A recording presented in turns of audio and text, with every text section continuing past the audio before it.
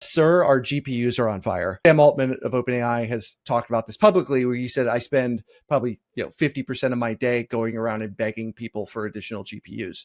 And so I think that is a fundamental supply constraint that most software companies have never had to deal with.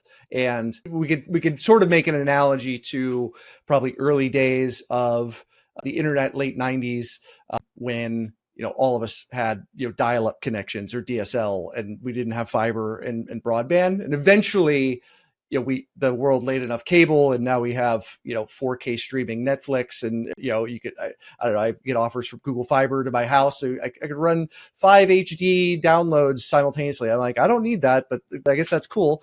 So I think we're in a little bit of a transition there on a capacity constraint. I think there is a risk also in what you're pointing out, which is there clarity about what you're selling a customer, that they understand what they're buying going in? And we've seen a little bit of this recently, where folks have the sense that they bought some sort of unlimited, but then hit some hard limit. And what that does is that makes very angry customers.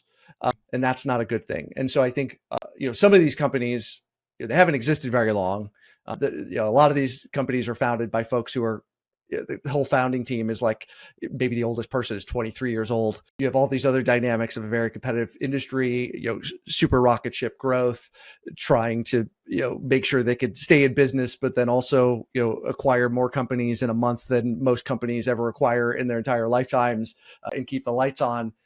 And their ability to sort of communicate clearly in the shifting landscape is being put under pressure. One thing that, in terms of what I see sort of probably will likely happen, predicting the future.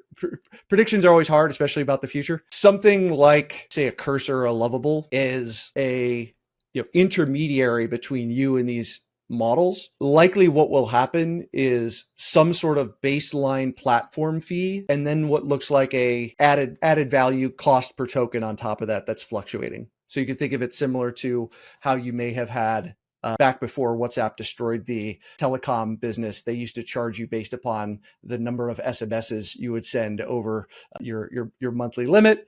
So you didn't just stop being able to send text, but say you happen to get a significant other that month and your texts went up a little bit more than average, all of a sudden you got a giant bill at the end of the month because you went over your plan limit. That will probably be the evolution that these companies will start adopting, such that they don't have hard cutoffs. Thanks for watching. If you liked this insight, I've handpicked another video for you right here on the screen. For more actionable strategies that get you real results, hit subscribe.